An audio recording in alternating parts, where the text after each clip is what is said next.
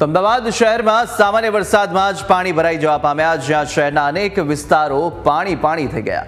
વરસાદ બાદ નિકોલ વિસ્તારમાં પણ ઘૂંટણસમા પાણી ભરાયા છે અને વરસાદી પાણી ભરાતા રાહદારીઓ પરેશાન થઈ ઉઠ્યા। ત્યારે વાહન ચાલકો પણ હેરાન પરેશાન થયા અને આ દ્રશ્યો જુદા જુદા જોવા મળી રહ્યા છે, જ્યાં અમદાવાદની અંદર પણ રસ્તા પર પાણી ફરી વળ્યા હતા। થોડા જ વરસાદની અંદર અમદાવાદ શહેરના નીચાણવાળા વિસ્તારો પાણી થયા, તો સાથે પાટણના પણ એવા દ્રશ્યો સામે આવી રહ્યા છે। પાટણમાં પણ અને ઉત્તર ગુજરાતના અનેક વિસ્તારોમાં વરસાદી માહોલ જામ્યો હતો। તો પાટણમાં પણ જે રીતે આ અંડરપાસ બ્રિજ છે તેમાં પણ પાણી ભરાઈ જવા પામ્યા અને વાહન ચાલકોને હાલાકી પડી। તો બનાસકાંઠામાં અને પાલનપુરના દ્રશ્યો કે જ્યાં આગળ પણ જે રસ્તા છે તે પાણી થઈ ચૂક્યા છે। નીચાણવાળા વિસ્તારોમાં પાણી ભરાતા, રોડ રસ્તાઓ પણ પાણી ભરાતા વાહન ચાલકોને હાલાકીનો સામનો કરવો પડ્યો હતો।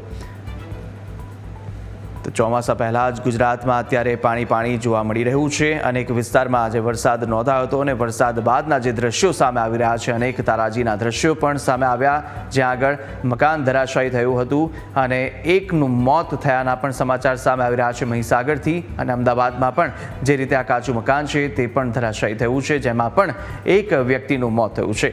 છત ધરાશાયી થવાની ઘટના પાટણથી સામે આવી છે। તો બનાસકાંઠામાં પણ ખેતીના પાકને વ્યાપક પ્રમાણમાં નુકસાન પહોંચ્યું છે। તો સાથે આ તરફ છાપરા ઉડી જવા પામ્યા હતા, જ્યાં બનાસકાંઠાના અમીરગઢમાં પણ પવન સાથે વરસાદ આવતા છાપરા ઉડી જવા પામ્યા।